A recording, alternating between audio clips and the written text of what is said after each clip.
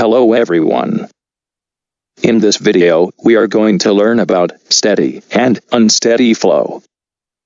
A steady flow occurs when the flow properties, such as depth, velocity, and discharge, at a section do not change with time. Mathematically, we can say that the change in depth dy with respect to change in time dt is equal to 0.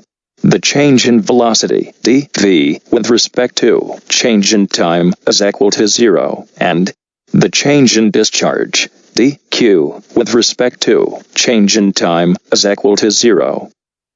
If these flow properties varies with time, it is termed as unsteady flow.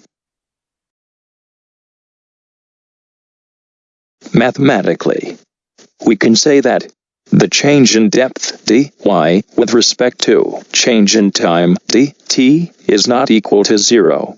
The change in velocity dv with respect to change in time is not equal to 0, and the change in discharge dq with respect to change in time is not equal to 0.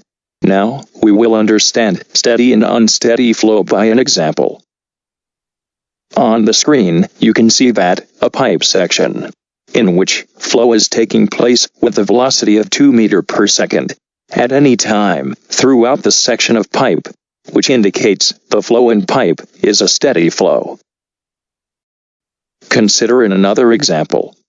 On the screen, you can see that at time t1, the flow in the pipe section is moving with a velocity of 2 meters per second.